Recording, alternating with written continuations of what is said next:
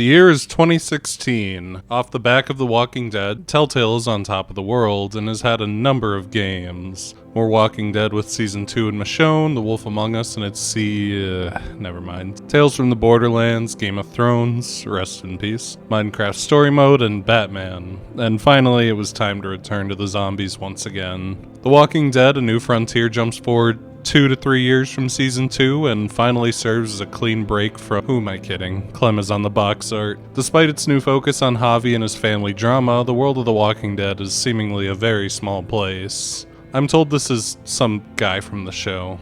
A New Frontier does have one interesting little tidbit. It finally shed the 6th gen consoles, releasing for PS4, Xbox One, PC, and phones starting in December 2016 when its first 2 episodes came out, before a large but not intolerable break until March 2017, with a strong once-a-month streak from there until May 2017, and the game as a whole package would hit the Switch in 2020. Well, the gameplay hasn't changed a whole lot. It's another talkie game, very heavy on the talkie. There are a few fleeting moments of actual adventure game things in this one, which was very exciting for me. Not many, but look at that. Grabbing items, examining the environment. Oh lord, it's almost an adventure game again. Choice does bump up against the usual railroady style of these games. Detroit has probably ruined these for me entirely. But the game actually does have some fairly complicated relationship systems that adds a little bit to the end. While your minute-to-minute actions may not be the most impactful, although I think the choices in this game are fairly good, everything spirals into lots of little variants for the finale to a degree that's extremely impressive for Telltale, with one character in particular affecting pretty heavily how the conclusion plays out. You can probably guess the one, although you'll see small changes all throughout the game based on these relationships that are a treat for the role-playing aspects of the series. A New Frontier also introduces a new art style for the Walking Dead series, and it's pretty great. It still has the Telltale elements of thick outlines, which are also used to add little lines and details to characters, thick bold colors and all that, but there's a gigantic leap in terms of lighting especially, with a generally fantastic use of shadow for both framing and narrative reasons, alongside a much broader range of colors and increasingly impressive modeling work, which has sanded off the rougher edges that the style had at the start. These changes all kind of flow upwards. While New Frontier does have a fairly limited setting, it does have a bit of a road trip element that leads to great use of color and lighting throughout due to a progressing time of day, and cool choices of locale, from a train tunnel, a small settlement primarily made of shipping containers, including a bar, and a city run by a cult who have restored a lot of prosperity and normalcy through their tight control. It's not just pretty places, but areas that have obvious histories and reasons they are the setting. The cast is as fantastic as ever too, which is especially great since almost all the cast is new. If Javi was annoying, the game would entirely collapse, but he, David, and even the kids are all believable and make this interpersonal story come together really well. Elements of it anyway. It's pretty complicated. The audio is also far and away the most naturally flowing yet, but that was kind of expected. It's become more and more impressive how they're able to make these scenes flow naturally despite also having to make pauses for choices. Musically, it's more of the same. Not a bad thing. The series has great cinematic music that serves a function, as it does here, and the soundtrack features a neat little recurring element of soft guitar bits that come in and out to add a little bit of flavor. There's nothing terribly fresh about the music by this point. It's pretty much down to a science for Telltale, but it's a solid role player. A New Frontier has a lot of really odd elements. There are parts that work despite it, and many that don't. It's nice that we took a sort of step away from Clementine's story. After the ending of the second game, it would have been very difficult to get her into one location for the intro, although with a non-Telltale budget that would be pretty cool, and it also just lets us work with some new perspectives and new stories.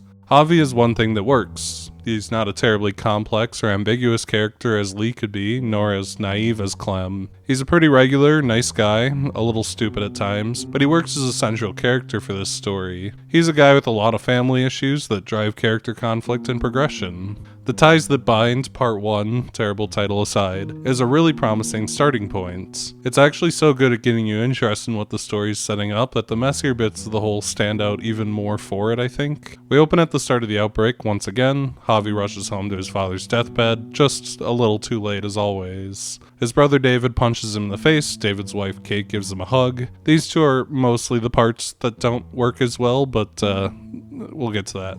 The rest of the cold open is great. Predictable. Of course, Dad's a zombie now, but I do like that in the moment of crisis, it's ultimately Javi who steps up for his family. He may be a touch selfish, irresponsible, and dim, and his family life may get increasingly complex, but the game really establishes in this brief moment that he's the tie that binds, if you feel me. When we jump to the present, 4 years since the outbreak, and therefore 4 years since Season 1, we're not given all the details, but somehow our party consists of Javi, Kate, David's maybe still wife, and David's kids, Gabe and Mariana. The kids are initially asleep so we can get a bit caught up and meet Kate properly. It's bad. David went missing a few days into everything and is presumed dead, and Kate and Javi have some weird relationship stuff going on. Some of it interesting. She's insecure about her ability to be a stepmom to the kids, and also her and Javi have some kind of relationship that consists of pullover for 5 minutes. Some less so, the marijuana addiction, which leads to Gabe especially pushing back on her. Kate was never happy with David, and flashbacks season-wide show her flirting with Javi, planning to leave him, and hoping to return to her carefree life. It all leads to an odd little relationship back and forth. Javi immediately begs her for sex. She complains about having to be responsible and starts smoking weed. There's an uphill battle to make Kate likable, and the game doesn't tend to figure it out very well, with many, many scenes of the characters telling us that she's the heart of the group, holding them all together without ever really showing it. Ever? Scavenging the scrapyard is a good time to meet everyone. We covered Kate, but the kids have a little bit of stuff going on too. Mariana's a rather simple character. She's cheerful and friendly and has mostly been sheltered from everything. She holds on to her innocence a little more than most characters. There's nothing wrong with that. She's a nice little moral center for the group. Gabe is basically the embodiment of teenage angst. He's not terribly fond of Kate as a stepmom. He's kind of an ass to Javi. He's not terribly helpful. He's the character who sees the most growth throughout the story, kind of the Clem for this story from a different starting point. The villains sure get off to a bad start. Javi and the rest explore, siphon out 1 tank of gas, and eat half a pudding cup. No matter how deferent and apologetic you are, this group of bandits, part of a group called the New Frontier, reacts homicidally. It makes them look like unreasonable lunatics, which turns out to be a really big issue as the story continues.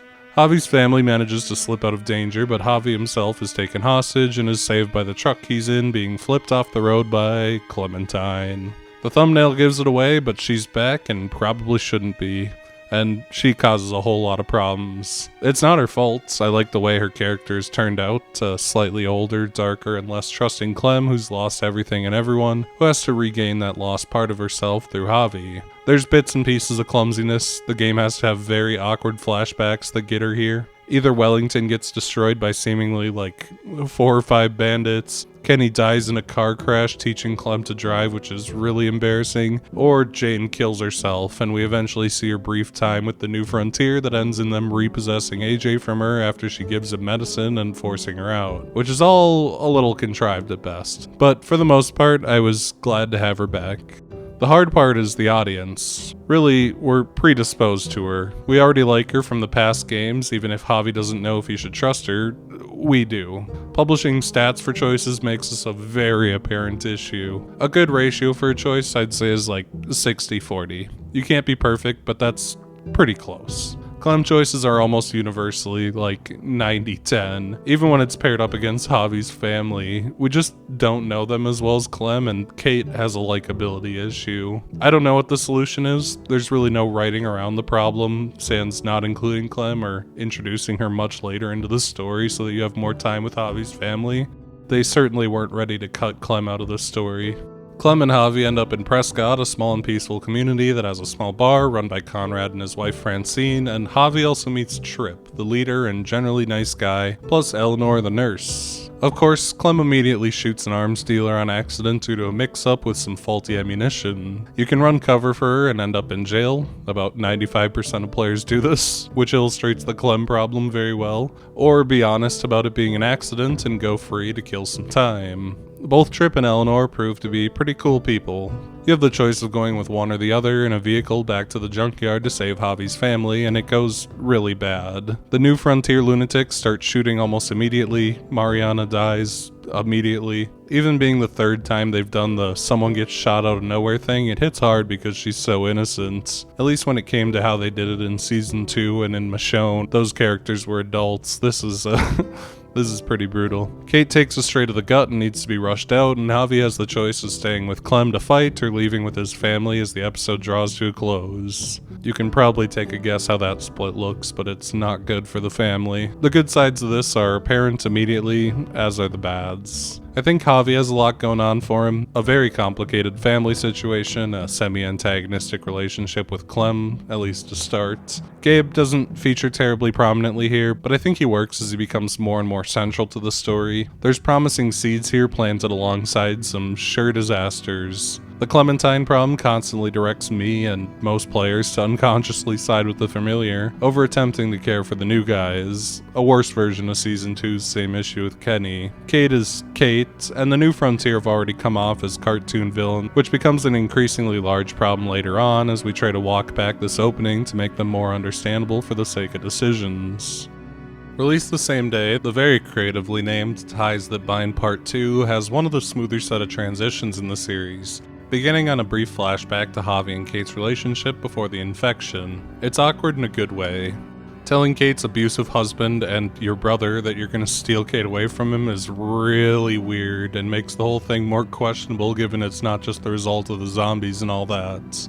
If you stayed with Clem, there's a shootout and a bit of exposition on the New Frontier, a large community that started incorporating smaller communities and that Clem has a bad past with. And Javi and Clem eventually get to give Mariana a proper burial. Otherwise, Clem is abandoned to do all that on her own, while Kate goes through surgery. Javi and Gabe finally get a moment here. Gabe goes through a lot of survival guilt, feeling he should have been more of a man like his father and fought with Clem and potentially Javi. A good portion of the story sees Javi potentially stepping into that fatherly mentor role for Gabe and also teaching Gabe that being like his dad isn't necessarily great given what we've seen.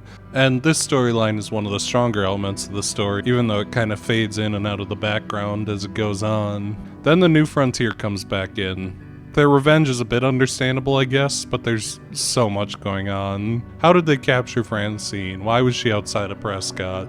How did they round up these zombies to store in their trucks? Prescott's fall is an embarrassing disaster. Regardless of whether you shoot at the New Frontier goons or try to give up Javi, a shootout breaks out and the New Frontier rams the gate. Somehow less than a dozen zombies and a couple guys easily destroy Prescott and kills everyone sans Javi's group, Trip, Eleanor, and Conrad, plus all of the major New Frontier guys. It's a collapse so embarrassing that it calls into question how Prescott made it as far as it did. Even Gabe is ready to start capping Conrad because he's so angsty and embarrassed. Conrad is kinda right that Javi got Prescott destroyed though, I can't even lie. The group moves towards Richmond, the nearest major settlement, and there's a tiny little adventure game section. It's not a whole lot, but I'm really glad that they're trying to reincorporate these. They also get assaulted by a mysterious figure that the game acts like I should know. I haven't watched the show since season 1, so the appearance of this guy, Jesus, meant literally nothing to me. But he also has the Clem problem where most players side with him out of familiarity. Why would Javi trust him? He probably wouldn't realistically. I honestly hated Jesus. I don't know if that's like sacrilegious to people who watch the show. I hated his stupid whining and moralizing and wishy-washy nagging. The only positive to his character is being some guy from the show that I have not watched. Jesus is here to show us a secret passage into Richmond, which is now entirely under the command of the New Frontier, which causes Clementine to reveal that she joined the New Frontier in the past, which causes Conrad to go nuts for seemingly no reason and hold Gabe hostage. You can go along with his plan to use Clem as bait, or, the Clem problem rears its head again. Most people shoot Conrad. You can't even choose to snitch on him for holding a child hostage. You just have to pretend he went crazy and got lost, which eventually comes back to bite you. It's stupid. There should have just been an option to be like, yeah, he tried to kill my nephew. The group makes it to the gates of Richmond and begs for medical help for Kate, which leads to the big reveal that we probably all saw coming. David is the current leader of the New Frontier. It's not a bad cliffhanger. For a story about Javi's fucked up family life, it's a good way to fuck up the dynamic once again. Although this chapter really shows the weakness of having Clem and show characters like Jesus around, where most players are inherently drawn to side with them or trust them despite what makes sense for Javi. This chapter also has some contrivance. The fall of Prescott's pretty ridiculous, and Conrad feels like he goes crazy out of nowhere. It is kind of cool how long he manages to get dragged around despite being a determinant character and actually kind of has stuff to do. I mean, obviously he can't do anything too plot crucial. He can potentially make it all the way to the end if you don't kill him here. Above the Law opens on another great flashback. A few months into the outbreak, Kate and Javi are still waiting for David to return. He left to get supplies and never came back, and is presumed dead. The two agonize over leaving as supplies run low, while the kids desperately want to stay and wait for David to return. A sharp contrast to the life he built in Richmond, where he's climbed to the top of the new frontier. While David is harsh, taking Kate and Gabe to the hospital and locking Javi, Trip, Eleanor, Jesus, and if alive Conrad in quarantine, while Clem slips off because of her history with the group, Javi is let out first, and we have to run the defense line on the new frontier. It's a functional community of normal people despite also being something of a giant cult, and David claims to have no knowledge of raiding parties terrorizing smaller communities. And to his credit, he takes Javi seriously and appreciates what he did for his family and plans to bring it up with the council of leaders after visiting Kate's. Kate is obviously not happy. She's scared of David, wants to stay with Javi, and is ready to get the fuck out of Richmond. Her stupid act pisses David off, but it passes. I don't know what they were thinking with that. The initial steps of the interview with Joan and Clint of the council go well. They seem to like Javi, but Max, the raider from the start of the game, shows up, and it turns out Joan and Clint are drooling imbeciles, shitting on Javi for stealing gas from an abandoned vehicle and for killing Rufus. David doesn't want him to bring up that Max and his partner Badger killed a kid, his own daughter. If you stay quiet, you get thrown out for your crimes. If you speak up, it's somehow pinned on David not keeping a tighter leash on Max as the head of security, which is nonsense. And also David and Max go unpunished, but Javi is, which does not make any sense. Javi's remaining group, Trip and Jesus Really, walk into the woods and find Clem, with some instruction from David's second-in-command Ava to meet at a New Frontier warehouse. Javi argues for David's good side some, well, you can also just call him an asshole if you want, which prompts Clem to recount her story of David kicking her out of the group and taking baby AJ. AJ was sick and Clem stole drugs for him. Even if you put the drugs back and don't inject him with it, David throws you out for some reason and kidnaps the baby he didn't like or want for literally no reason. The game really struggles with David. At times he's abusive and controlling and cruel. Then suddenly he's a completely reasonable, if kind of naive leader who just wants the best for everyone, who respects his brother. Kate wants nothing to do with him. Javi mostly defends him. I guess it's choice dependent, but you have a lot of options to defend him. Gabe learns to not be like him, and pretty much everyone else just hates him. I honestly struggled with David-centric choices because the game would switch how it presented him scene to scene, and I don't think it was entirely intentional. At times you're made to agree with him, and at times he's awful, and if it is intentional, it's very sloppy and gets worse as the story goes on. He's in part a minor villain and in part a misguided hero. I don't know. Characters can be complicated, but David kind of walks a fine line where he crosses back and forth between insane maniac and reasonable person. Case in point, when David catches up to the group in the warehouse, he's completely vindicated. He reveals that AJ didn't die, he was given to Dr. Lingard and bounced back, and Lingard knows where he is, and the warehouse coincidentally hosts all of the spoils of the raids. While Max and Badger show up to very loudly discuss how Joan was behind the whole conspiracy and ordered them to go on the raids. Their plans to overthrow David, framing Javi, it's fucking stupid. Everyone involved looks like a moron, and it's so contrived that they would loudly talk about this so that it can all be revealed and take any suspicion off of David. After killing Badger and potentially killing Max, Jesus acts like a whiny bitch and finally leaves. Thank God. I fucking hate that guy. I'm so glad he's gone. Javi and gang sneak back into Richmond. David plans to expose Joan, and we need to get Kate, Gabe, and Eleanor from the hospital. Kate makes it very clear she hates David and just wants to leave. Keep that one in mind. Well, Gabe doesn't want to leave without his dad. The choice to side with one or the other just gives you points with one and makes the other mad. Kate is obviously in the right. We should just leave and forget all this. David is a psycho, but I'm directly opposed to Kate as a person.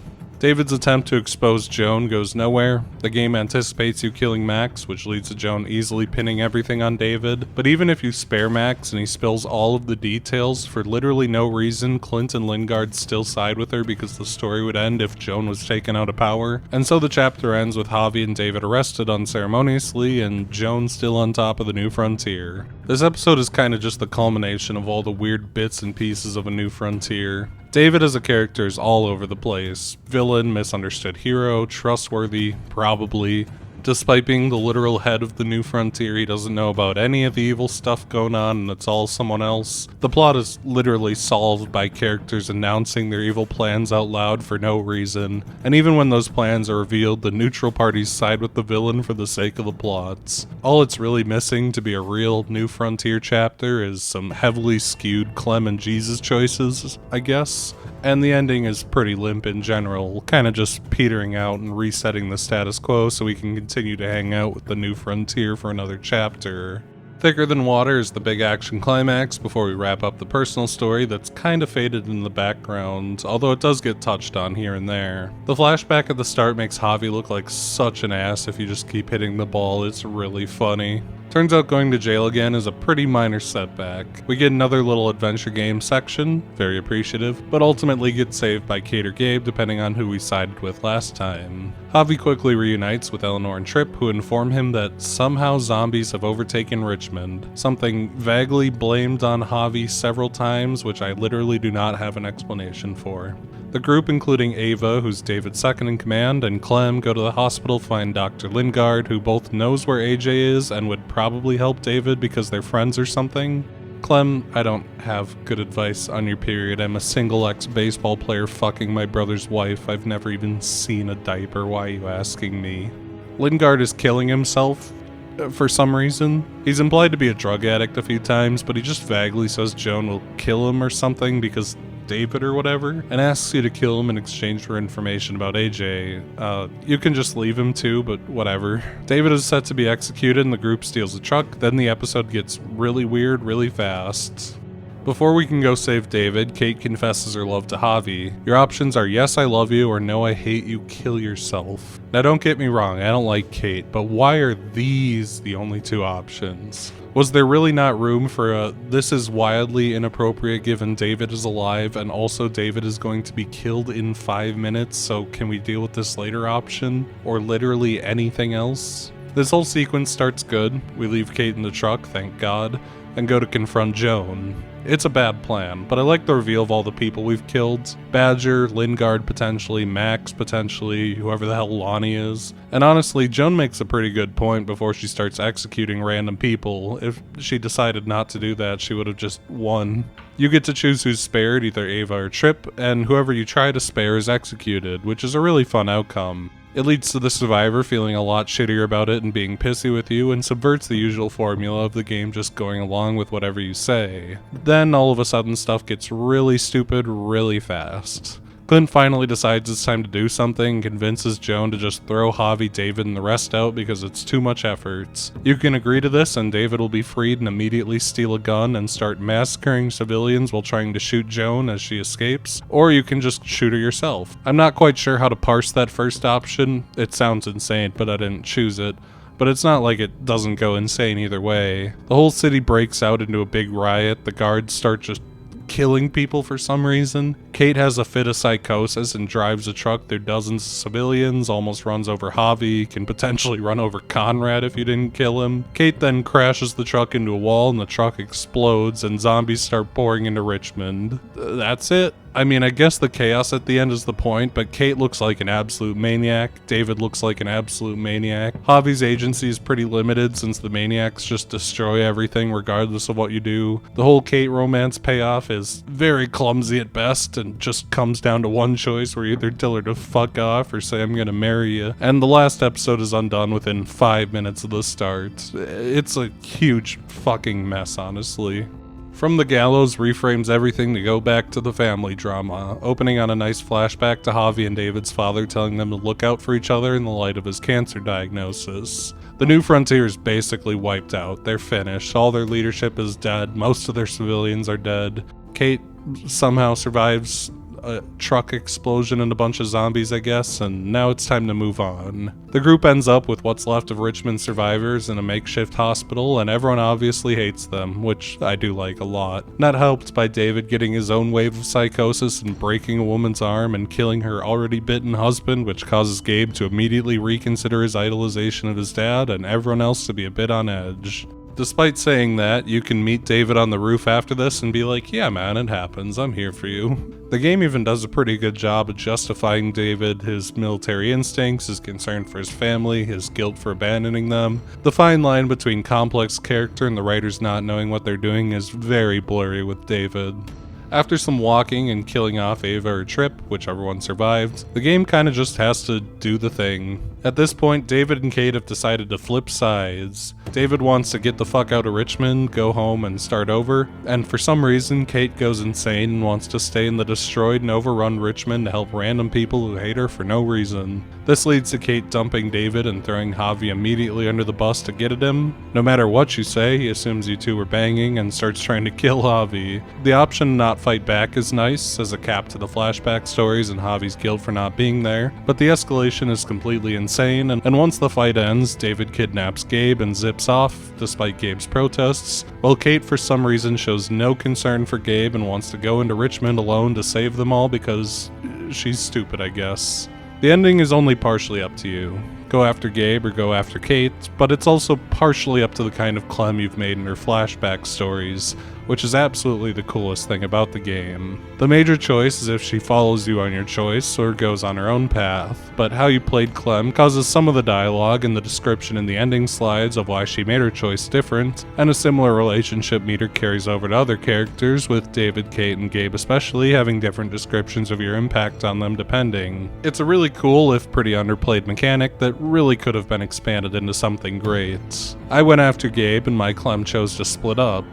I actually really liked the ending. While I felt conflicted on David most of the time, I found him dying and the forgiveness between him, Javi, and Gabe in his last moments to be touching, especially with Gabe learning that his dad wasn't the greatest person ever, but deserved at least a little bit of understanding. Although Clem somehow gets Kate killed.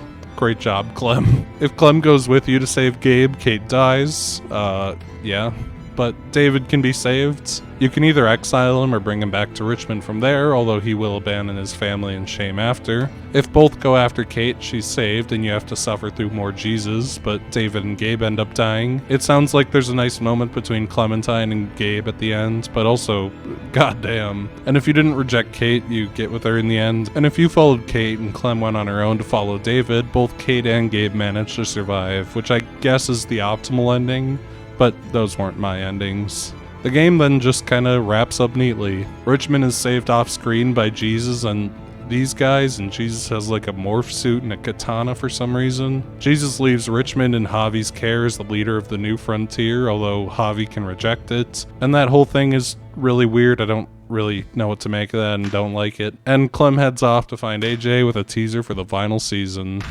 The Walking Dead: A New Frontier is kind of a mess, right? I appreciate that they wanted to try a new story, take a half break from the Clem story, despite her being fairly important here. And I think the idea of this broken family story around a guy who used to be terrible with family is a really solid foundation. But the game lacks focus and gets awkward very often. Clem's presence is a lightning rod, drawing focus from the new characters the story's meant to be about to herself, while also heavily warping decisions based on her towards her. The flashback format and the custom Clem are cool features, but don't do the Javi story any justice. The Javi story itself has its own struggles. The New Frontier are bad and stupid villains who make David a more confusing character than he was probably supposed to be, shown to be irredeemably awful and abusive as much as he is reasonable and not behind the New Frontier's evils, and the middle chapters lose that personal story feel for the New Frontier stuff, which requires a lot of contrivance. That's all kind of ignoring some kind of spotty writing in general, like Kate suddenly becoming the world's biggest Richmond fan, or Javi brutally rejecting Kate, or Kate's schizophrenic truck rampage. Lot of negative Kate sentiment there.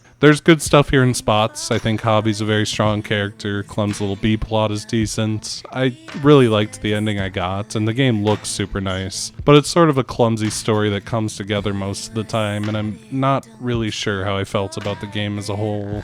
I think the good is usually drowned out by the bad in little bits and pieces in ways that are kind of hard to just describe with a long form summary like this, but it's not the worst either. Like, it's certainly better than Michonne, but it doesn't even come close to season 1 or 2, and it feels messy, especially with Javi getting left behind at the end and not reappearing in the series. It was an interesting experiment and a nice way to move Clem's story along while focusing on something else, but the focus was probably put in the wrong places here and there.